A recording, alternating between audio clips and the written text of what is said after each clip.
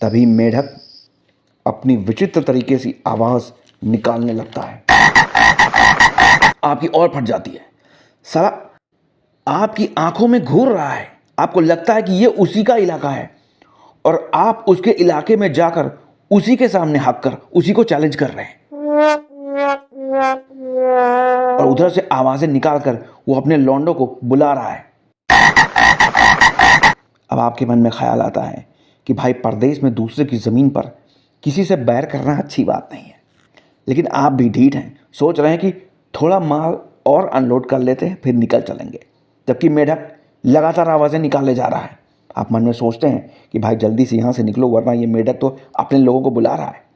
आपने जैसे ही पिछवाड़ा प्रक्षालन के लिए अपने लोटे की ओर हाथ बढ़ाया, वो मेढक अपनी जगह से उछला और सीधे आपके लोटे के पानी के अंदर आपकी आंखें फटी की फटी। उम्मीद की अंतिम किरण में मेढक स्विमिंग पूल समझकर तैर रहा है। धोओगे कैसे?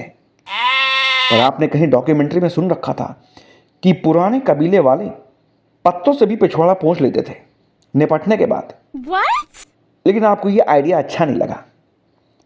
आप 10 मिनट से वहां बैठे हैं कि मेढक चला जाए, पर मेढक जाने का नाम नहीं ले रहा है। उसके लिए वही लोटा ही उसका कुआं, वही लोटा उसका तालाब। अब आप भगवान से मिन्नतें करते हैं, हे भगवान, इस मेढक को किसी तरह यहां से चलता करो। अगर तू है, तू पृथ्वी पर कहीं है तो दिखा दे अपना चमत्कार। तभी वहां एक करैत सांप आ जाता है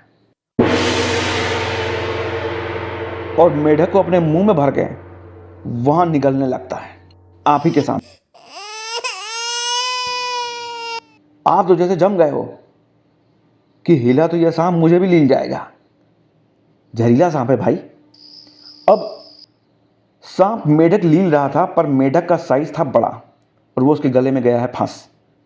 पर यह आपको नहीं पता क्या कि सांपों के गले में जब कुछ फंस जाता है तो वह अजीब सी आवाज़ निकालने लगते हैं।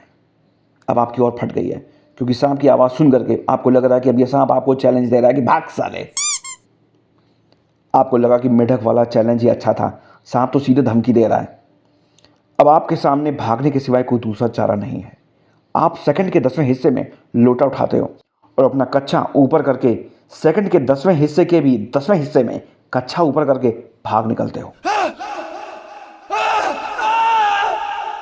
अभी भी आप सोच रहे हो कि कहीं साफ जगह मिले तो पिछवाड़ा प्रक्षालन कर लिया जाए उसी लोटे के पानी से जिसमें उस मेढक ने अपना अंतिम स्नान किया है।